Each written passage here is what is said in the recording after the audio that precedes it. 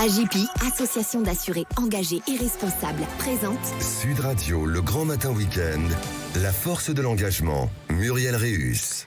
Bonjour Muriel. Bonjour Laurence. Alors avant de retrouver tout à l'heure votre invitée Catherine Blé, la présidente et fondatrice de l'association Territoire Solidaire d'Avenir, ce matin vous nous parlez d'engagement pour les aidants familiaux.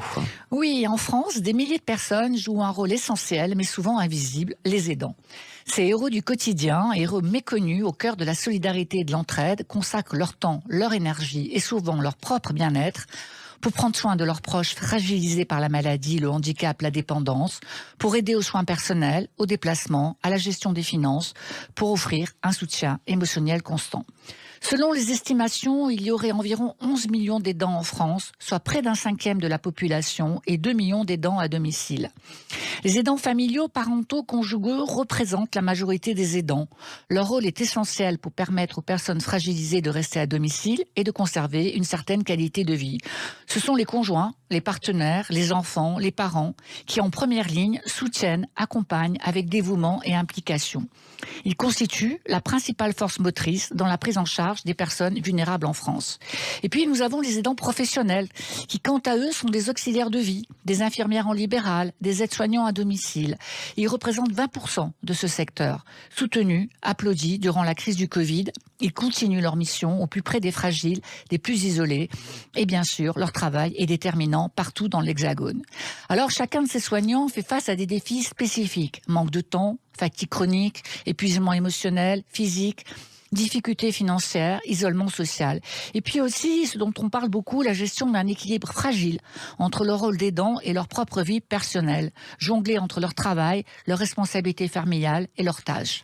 Évidemment, certains dispositifs ont été mis en place en France, comme des structures d'accompagnement et des associations créées pour offrir ce soutien psychologique, ces informations pratiques et ces moments de répit dont on a terriblement besoin quand on occupe cette fonction. Et puis, plus récemment, Jean-Christophe Combe, ministre des Solidarités, de l'Autonomie et des Personnes Handicapées, a annoncé un certain nombre de mesures durant la première journée nationale des aides à domicile qui a eu lieu le 17 mars. Alors, faciliter le quotidien, et c'est une urgence, pour retrouver du temps qui permette d'exercer ces missions d'engagement. Renforcer l'attractivité des métiers, eh bien, c'est une exigence. Les rémunérations, nous le savons, sont insuffisantes et les conditions de travail très difficiles. Et puis, recruter de façon massive, eh bien, ça, c'est une nécessité, car un poste sur 5 est non pourvu aujourd'hui. Alors oui, les aidants sont un maillon essentiel du prendre soin dans notre pays, au plus près des personnes. Leur engagement, leurs gestes constituent un soutien quotidien irremplaçable. En avons-nous réellement conscience ? Mais bien, indubitablement, en dépit de leur dévouement et de leur contribution inestimable, les aidants demeurent souvent méconnus et insuffisamment soutenus. Il reste beaucoup à faire, notamment sur l'attention et la reconnaissance sociale que l'on doit leur porter, à eux, et aussi à tous les aidants bénévoles et les aidants de proximité, ces voisins, amis, voisins, volontaires qui offrent du temps, leurs compétences, qui s'engagent à aider les personnes en situation de vulnérabilité. Merci beaucoup Muriel. Justement, aider les aidants, vous en parlez avec votre invitée Catherine Blé, présidente fondatrice de l'association Territoire Solidaire d'Avenir. Bonjour Catherine. Bonjour Muriel. Alors, vous êtes la présidente de l'association Territoire Solidaire d'Avenir, une association que vous avez créée en 2020, juste après le confinement. Et votre volonté première, on va faire un petit rétro, on va revenir un petit peu en arrière, votre volonté première a été de transformer l'élan de solidarité envers les soignants, cet élan qu'on a tous connu, et auprès aussi, surtout et particulièrement des auxiliaires de vie, en créant l'opération 1000 Merci. Oui, tout à fait. En fait, nous avons créé l'association Territoire Solidaire d'Avenir avec 2 femmes engagées, 2 amies. Et notre volonté, finalement, c'était de renforcer et de pérenniser, en fait, l'élan de solidarité qui avait été lancé pendant le Covid. Donc, début juin 2020, nous avons créé cette association. Le premier projet de l'association, c'était, en fait, de dire que les applaudissements, ça ne suffisait pas, il fallait aller au-delà. Donc nous avons créé cette opération 1000 Merci aux auxiliaires de vie et nous leur avons offert des vacances. Ah, ça s'est passé comment ça ? Alors comment ça s'est passé ? L'objectif c'était de trouver des partenaires. Donc on a trouvé des partenaires financiers et on a trouvé aussi des partenaires comme des hôtels, des villages vacances et nous avons offert en fait à des aides à domicile, à des auxiliaires de vie et à leurs familles. Voilà, c'était important pour nous en fait d'offrir des séjours en famille à ces personnes en fait qui étaient au front pendant le Covid. Il faut savoir quand même que les auxiliaires de vie, parfois, elles étaient le seul lien avec l'extérieur pour les personnes dont elles s'occupaient. Donc voilà, c'était ça l'objectif. Donc c'est un repos bien mérité. J'imagine qu'on a dû vous dire merci, qu'elles ont dû vous dire merci. Puis alors donc ça fait référence au droit du repos des soignants. Alors ce droit du repos, comment est-ce qu'on peut le définir ? Alors oui, on nous a dit merci. Je vais vous donner juste une petite anecdote. En fait, on appelait les auxiliaires de vie pour leur dire, voilà, vous avez gagné un séjour. Ouais. Alors souvent, un séjour de combien de jours ? Entre 4 jours et une semaine. Ah oui, quand même. Sur l'ensemble du territoire. On a pu aller à l'île de Ré, en Bretagne, dans le sud-ouest, voilà. Et je me souviens que j'ai une dame qui m'a répondu au téléphone en me disant, mais vous savez, vraiment, je sais pas quoi vous dire, parce que moi, ça fait 18 ans que je ne suis pas partie en vacances. C'est dingue. Voilà, parce qu'une fois que j'ai payé tout, j'ai plus les moyens de partir en vacances. Donc voilà, donc c'était un peu, c'était vraiment, voilà, c'était l'idée, c'était d'entendre et de se dire qu'on était vraiment utile, même si c'était pas grand-chose. Donc les soignants, vous l'avez dit tout à l'heure Muriel, les aidants, c'est un maillon essentiel aujourd'hui de notre société. Ils prennent soin des plus fragiles. Ils donnent sans compter leur temps et ce sont des métiers difficiles qui sont souvent mal valorisés et pourtant ils assurent le lien. Et c'est vrai que dans notre société, le lien, c'est essentiel. Alors c'est quoi ce droit au repos ?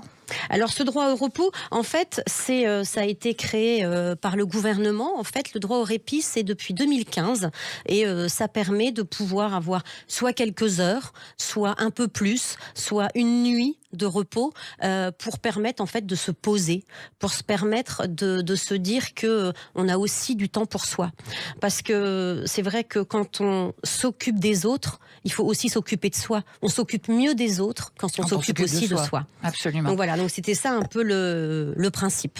Alors une des missions de Territoire Solidaire d'Avenir, votre association, c'est de faire de la solidarité un levier de cohésion sociale, de relance économique, touristique, culturelle et solidaire.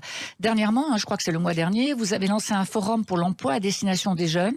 Alors ce forum a été parrainé par Thierry Marx. C'était quoi l'objectif et puis pourquoi Thierry Marx ? Alors l'objectif en fait de ce forum, c'était il y a un petit peu plus longtemps, c'était de se dire en fait avec le Covid, la jeunesse elle a été extrêmement frappée par la crise à tous les niveaux et notamment les jeunes qui sont éloignés des études, éloignés de l'emploi, les jeunes qui n'avaient pas de réseau. Donc on s'est dit qu'ils avaient besoin de soutien. Donc on a lancé ce forum. Alors comme c'était compliqué, on a fait tout en dématérialisé, on a fait ça en visio, comme on dit maintenant. Et l'idée, c'était d'avoir 14 modules à la carte, donc des métiers différents, animés par des professionnels, des jeunes inspirants, et de proposer aussi des stages, puisque c'est aussi une des difficultés des jeunes qui n'ont pas de réseau aujourd'hui. Et donc, du coup, on avait des entreprises, des coachs qui répondaient aux questions, à la fois aux questions des collégiens, aux questions des lycéens, mais aussi à leurs parents. Donc on avait des ambassadeurs métiers qui venaient présenter leur métier et c'est là qu'on s'est rendu compte qu'en fait on a beaucoup de jeunes qui découvraient des métiers dont ils n'avaient jamais entendu parler. Ouais. Et par exemple, on avait un atelier métier de l'environnement. Et là, on a eu 250 connexions sur cet atelier-là. Et on a des jeunes qui nous disaient mais c'est quoi les métiers de l'environnement ? En fait, ils n'avaient aucune idée de cette filière. Donc voilà, donc c'était un peu l'idée, c'était de faire découvrir et puis aussi de leur donner envie. Notre volonté, c'était aussi de se dire, il faut délivrer un message d'espoir, un message de confiance pour que les jeunes aujourd'hui puissent se projeter dans un avenir positif et surtout pour se dire que c'était possible. Et donc du coup, pourquoi Thierry Marx ? Parce que Thierry Marx, donc c'était notre parrain, et je le remercie d'avoir accepté de parrainer ce forum.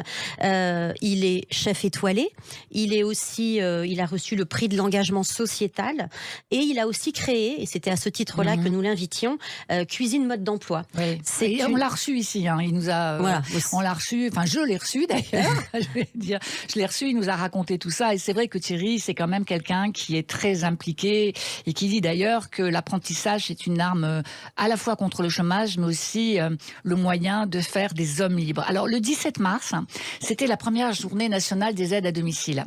Une journée, alors c'est la première. Donc ça veut dire quoi ? Que le gouvernement tout d'un coup a pris conscience que c'était très important ? Est-ce que une journée dédiée, c'est déjà un premier pas dans la reconnaissance ou dans la prise de conscience de l'importance des aidants ? Alors oui, en fait, cette journée nationale des aides à domicile, elle a été créée l'année dernière, donc c'est la journée du 17 mars. Donc maintenant, chaque 17 mars, on pourra penser à toutes ces personnes qui sont des aides à domicile. Donc c'est à la fois une façon de reconnaître l'importance, en fait, de ces personnes engagées au quotidien pour les autres, c'est vraiment ça en fait, l'aide à domicile, elle est là pour les autres. C'est aussi reconnaître leur rôle dans notre société, leur rôle pour les familles qui ont besoin d'elles, leur rôle pour les personnes seules, les personnes en difficulté. Mais c'est aussi en fait cette journée nationale des aides à domicile, l'occasion de décloisonner en fait, avec les fonctions de l'hôpital, comme les infirmières, les aides-soignantes, qui, elles, ont un statut, sont reconnues, sont bien identifiées. Donc, cette journée, elle permet aussi, en fait, de décloisonner. Et en mettant en visibilité les aides à domicile, on reconnaît aussi, c'est une façon de reconnaître leur rôle, leur fonction. Et il faut quand même reconnaître que jusqu'ici, elles étaient un peu invisible. Donc cette journée, c'est une façon de dire que l'accompagnement à domicile aura une place grandissante dans le panel des solutions disponibles pour les personnes âgées. Et c'est aussi une journée qui va peut-être, on espère aussi, créer l'envie, parce qu'il va y avoir beaucoup de besoins, et donc peut-être aussi se dire que ce sont des métiers qui sont valorisés, et donc peut-être qu'on pourra recruter. Alors vous avez cité les infirmières. Alors on sait bien que c'est pas le même statut, mais on a une pensée très forte pour elles aussi. On a tous été très frappés par ce qui s'est passé dernièrement à Reims. Cette infirmière, cette secrétaire médicale de 37 ans qui a été agressée et qui est morte d'un coup de couteau. On s'est bien rendu compte à quel point l'hôpital psychiatrique était en déshérence. Mais revenons aux aidants plus particulièrement. Donc le ministre des Solidarités, de l'Autonomie, des personnes handicapées a annoncé un certain nombre de mesures. Est-ce que ces mesures sont suffisantes ? Est-ce qu'il y a des trous dans la raquette ? Alors, déjà, il faut quand même saluer le fait qu'il y ait des mesures qui aient été prises, puisque c'est quand même du concret, puisque aujourd'hui, en fait, il y a un décret qui est passé en 2021 et qui permet d'augmenter, en fait, les salaires de ces aides à domicile de 16%. C'est la première fois, 16%, c'est beaucoup. C'est la première fois que ça arrive ? Depuis 10 ans, il n'y avait pas eu d'augmentation de salaire reconnue et digne de ce nom pour les aides à domicile. Alors juste pour bien comprendre en fait la répartition dans les aides à domicile, on a à la fois les aides à domicile qui dépendent du particulier employeur, ça représente à peu près 1 million de personnes. On a des aides à domicile qui sont en fait salariés de l'ESS, l'économie sociale et solidaire, c'est à peu près 500 000 personnes. Et après on a des aides à domicile qui sont des auto-entrepreneurs. Et donc, toutes celles-là vont être revalorisées ? Alors en fait, c'est d'abord celles qui sont salariées de l'ESS. D'accord. Voilà, c'est pour ça que c'était important quand même de préciser. Mais l'objectif, c'est que toutes ces personnes puissent bénéficier d'une revalorisation de leur salaire. Il y a aussi, en fait, dans ce qui a été proposé par le gouvernement, une amélioration en fait des parcours. C'est-à-dire que avant, on rentrait dans ces fonctions, on avançait un peu, je dirais un peu à l'aveugle, on savait pas trop où on allait. Alors qu'aujourd'hui, en fait, il y a de la formation, il y a de la formation à la qualification. Tous les 4 ans, il faut évoluer. Donc voilà, donc ça permet... Mais est-ce que ça suffit, honnêtement ? Je ne sais pas vous, mais moi j'ai vécu une expérience pendant 10 ans avec maman qui avait Alzheimer, et donc je l'ai accompagnée pendant toutes ces années, sans la mettre dans un EHPAD. Donc c'est pour nos auditeurs, c'est très très lourd quand on s'engage dans ce process. Moi, franchement, j'ai jamais eu d'aide.